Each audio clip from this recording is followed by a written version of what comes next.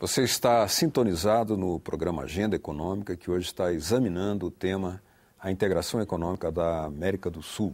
O nosso convidado é o professor Dark Costa, presidente da Federação das Câmaras de Comércio e Indústria da América do Sul. Participa do programa o jornalista Davi Emerick.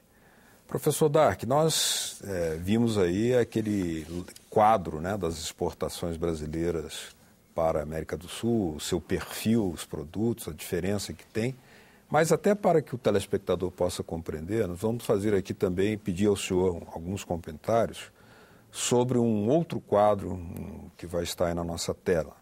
Analisando a pauta global das exportações do Brasil, de janeiro a outubro de 2011, os 5 produtos mais vendidos são minério de ferro com 13,8%, petróleo bruto com 7,3%, soja com 6,5%, açúcar de cana em bruto com 4,4%, e em quinto lugar vem café cru em grão com 2,4%. Além do contraste evidente e óbvio com as exportações exclusivamente para a América do Sul, quais outras conclusões possíveis nessa comparação?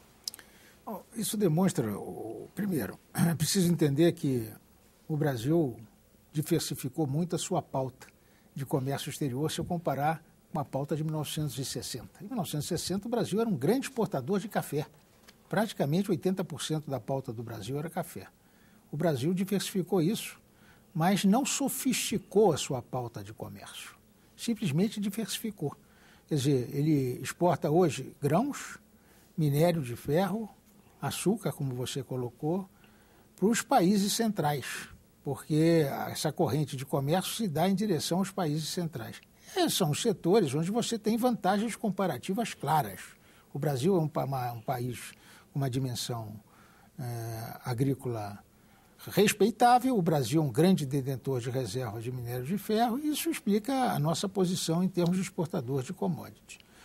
O que é relevante entender é o seguinte: a indústria que nós criamos no Brasil, a partir de 1930, um processo de industrialização induzido pelo Estado, esse processo foi capaz de fazer uma substituição ordenada de importações, mas não foi capaz de construir uma pauta de exportação.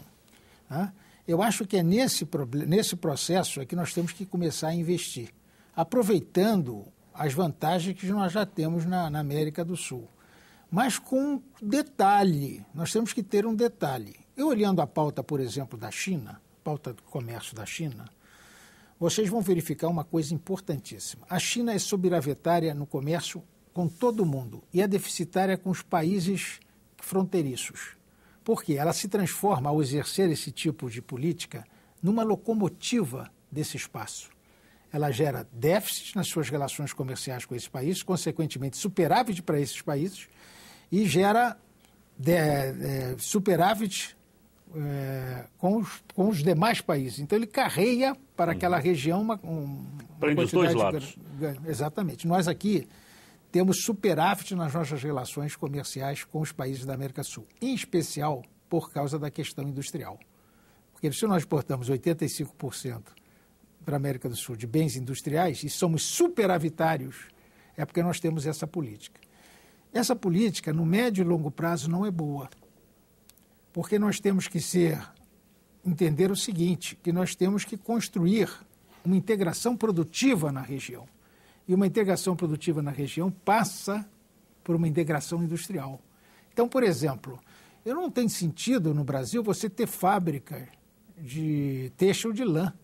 Você podia deslocar isso para o Uruguai, é muito mais vantagens. Então, a constituição de um mercado na América do Sul tem que observar os dois princípios. Nós temos que defender o nosso mercado das outras regiões do mundo.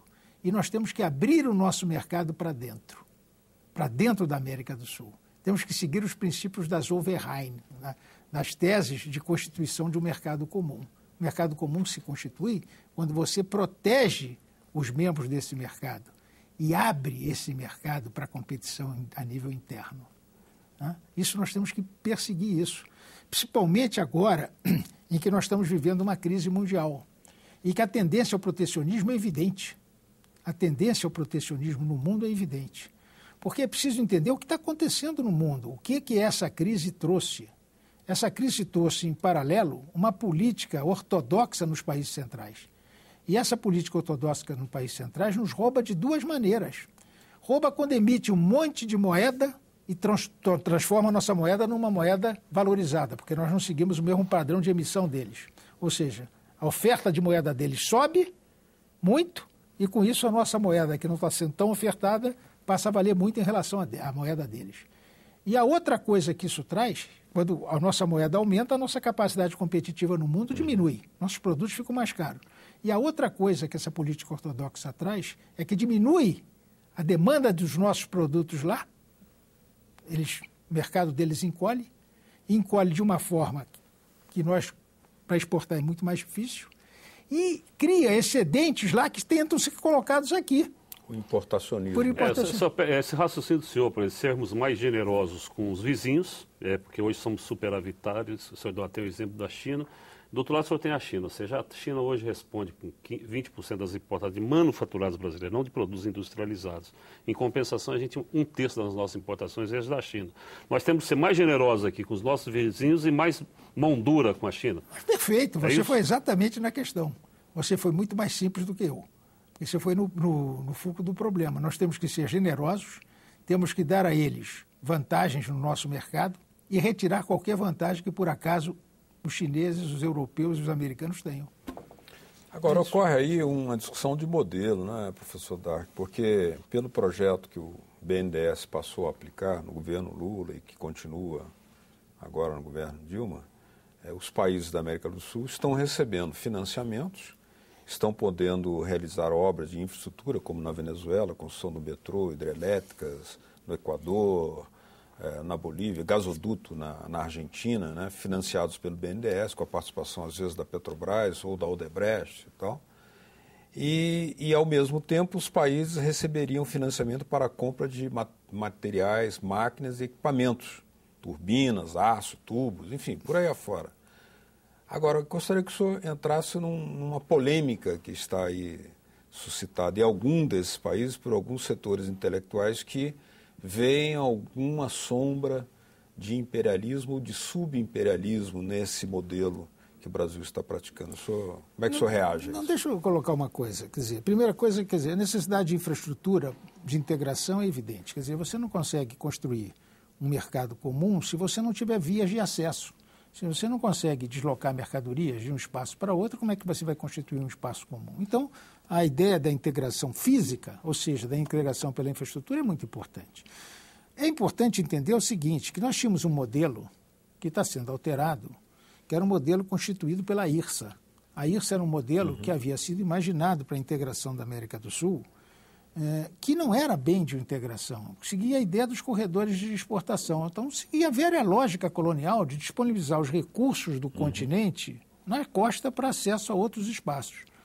Esse modelo está mudando no âmbito da Unasul, ou seja, está se construindo uma infraestrutura de integração vocacionada para sinergias de espaços, ou seja, juntar o mercado de consumo venezuelano ao mercado produtor em torno de Buenos Aires. Essa é a ideia, estruturar um mercado, ou seja, integrar o mercado. O BNDES cumpre uma função de financiador. Financiador de quê? Das empresas nacionais que estão integradas nesse projeto, em especial no financiamento de máquinas e equipamentos para que essa integração se processe. Tá?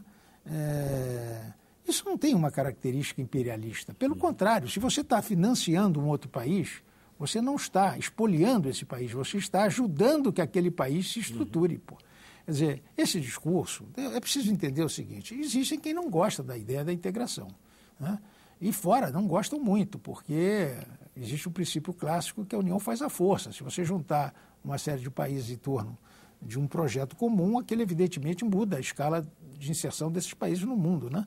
E esse projeto é um projeto que não interessa, por exemplo, a hegemonia. A hegemonia não interessa um projeto de integração desse, porque o terceiro princípio da concepção estratégica deles é não permitir que nenhuma potência ou coligação de potências ameace o predomínio sobre o hemisfério ocidental. Pô. Então, é evidente, pô.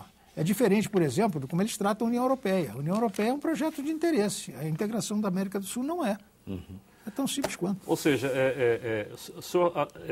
é impossível buscar essa integração sem muita tensão. Assim, não vai ser uma integração sem tensão. Ela seria fundamentada em grandes tensões, na opinião do senhor. Até porque o Brasil tem 200 milhões de pessoas, a Argentina tem 38 milhões. O Brasil tem um território de 8 milhões e meio, a Argentina tem um território aí de 2 milhões e 600. 2 milhões e 600, um terço do território brasileiro e tal. Ou seja, a integração latino-americana, aquela frase do Nixon, não tem como fugir dela. Ou seja, para onde o Brasil for, o resto da América Latina vai atrás. Isso gera tensão. O senhor acredita nisso? O senhor acha que o modelo é especialmente... Eu não fico muito preocupado com isso, não, pelo seguinte, porque eu acho que gera tensão, sim, pelo fato de outros não terem interesse na integração. Eu não vejo o processo de ser tensionado por dentro, eu vejo ele sendo tensionado por fora.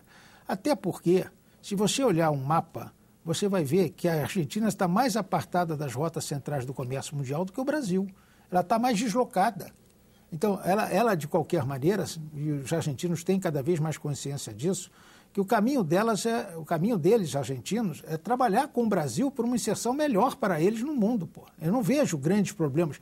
Vejo, sim, interferências externas no sentido de construir uma divisão a essa integração. Isso existe. Claro que existe. Esse projeto, não existe nada que não tenha o contraditório. Né?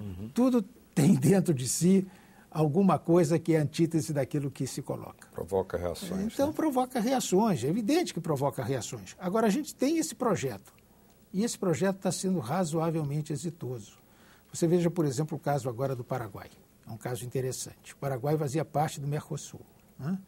E houve um acidente no processo político do Paraguai. Está suspenso. Então, esse acidente no processo político do Paraguai proporcionou o ingresso da Venezuela no Paraguai, porque o Senado paraguaio se opunha. Se opunha por quê? Porque havia interesse em se opor. Não tinha sentido nenhum, porque se você for olhar, o Paraguai só seria favorecido com o ingresso da Venezuela, que é um grande demandante de alimentos, e o Paraguai tem um grande fornecedor de alimentos. Para ele seria um grande negócio, além de que todo o petróleo praticamente que transita no Paraguai vem da Venezuela. Então, eu não conseguia entender, mas se você for olhar, tem interesses externos. O Paraguai era teleguiado. Interesses externos. Eu não diria ser teleguiado, mas tem interesses externos. E os interesses externos, às vezes, funcionam internamente. Então, funcionaram internamente. Agora, um tiro que saiu pela culatra, porque ao retirar o Paraguai do processo, abriu-se as oportunidades de que a Venezuela ingressasse. E o Paraguai vai ter de voltar. E o Paraguai vai ter que voltar. Porque, e outra coisa que eu dizia, e sempre, se nós construirmos uma integração Venezuela, Brasil, Argentina, o resto da América do Sul cai por gravidade. Cai por gravidade, professor, dado o peso específico das três economias. Agora, nesse peso específico aí, qual é o papel que o senhor reserva, como o senhor disse lá naquele livro, Fundamentos para o Estudo da Estratégia Nacional, de sua autoria, né, ao tema energético como alavanca para a integração? Não, a energia, deixa eu lhe falar, eu dou 2 exemplos de como a energia é relevante para um processo de integração na América do Sul. Vocês sabem que a União Europeia foi constituída depois da Segunda Guerra num objetivo de evitar uma terceira guerra e buscou-se para isso um fundamento econômico, que era o acordo do carvão e do aço.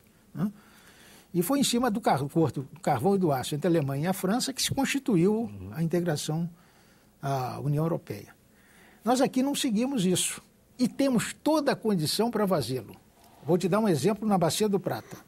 Se nós constituíssemos uma única empresa na Bacia do Prata em torno de Itaipu, se nós fizéssemos isso, nós traríamos Yacyretá, nós traríamos Corpus, que não está sendo feita por causa da questão de Itaipu, nós faríamos Garabi, nós faríamos uma outra Itaipu, um pouco mais de uma outra Itaipu de aproveitamento energético. E isso é de uma viabilidade evidente, porque o que acontece é o seguinte, se você for olhar Itaipu hoje deve estar valendo uns 100 bilhões de dólares, dos quais 20 bilhões são de dívida. Então o ativo de Itaipu é 80 bilhões de dólares. Se eu agrego, boto 80 bilhões de dólares no capital de uma empresa, que eu vou chamar de empresa energética da Bacia do Prata. Pego o Yacyretá, que vale 15 bilhões de dólares, coloco lá. Tá? Vou constituindo essa empresa, dou aos países uma participação societária votante em função da sua participação no capital, na sua capacidade energética. Com isso, eu consigo alavancar uma massa de recursos brutal nas chamadas ações preferenciais. Ou seja, porque qualquer fundo de pensão sonha em ter na sua carteira uma empresa energética e dar uma corrente permanente de dividendos ao longo de tempo. Uma empresa feita Itaipu Energética, ou a empresa energética da Bacia do Prata, seria uma solução para esse processo. Vai avançar isso, eu não tenho dúvida que vai avançar. Isso avança, porque em determinado momento as coisas se apresentam. Né? A outra coisa, por exemplo, é a questão do petróleo. Né? Você veja o seguinte, hoje eu estava fazendo uma palestra aí na Câmara dos Deputados e peguei um dado que é interessante. Em 2001, a América do Sul respondia por 7,2% das reservas mundiais de petróleo. Hoje é 17%, por duas razões. Uma é o pré-sal, não é tão relevante. Muito mais relevante foi se considerar o turmóil da Venezuela como petróleo. Ou seja, o petróleo antigo, que antigamente se considerava betume e tal, hoje é petróleo. Né? Então, isso... A tecnologia permitiu você... O que era petróleo antigamente passa a ser outra coisa hoje. O petróleo de hoje não é o mesmo petróleo de antigamente. É cada vez mais pesado e cada vez mais sulfuroso. Né? Então, o que acontece é o seguinte... se nós criássemos uma empresa energética em torno do petróleo, juntando PDVSA, Petrobras, etc., a capacidade nossa de choque na questão energética seria muito grande. Mas isso também tem suas contravisões, porque isso ia nos colocar também com um peso muito alto na questão energética mundial. Desperta ambições. Há números que dizem que até 2030 a América do Sul, de modo geral, vai precisar ir de perto de mais 200 megawatts, se não me engano. 200 milhões de megawatts. Megawatts, que dá um custo de também uns 200, 300 bilhões de dólares. Você vê o potencial que tem esse projeto que o senhor está colocando. Não, eu coloquei esse projeto aqui como um exemplo, porque tem outras coisas que pode se fazer em termos de integração. Na área do carvão. Na área do carvão, na área do gás, na área do gasoduto do Sul, por exemplo. Esse tema nós vamos falar no próximo bloco. O gasoduto... No próximo bloco, a Agenda Econômica vai examinar aqui exatamente o gasoduto, também o tema do protecionismo e o Banco do Sul, que ainda não está consolidado. Continue com a gente.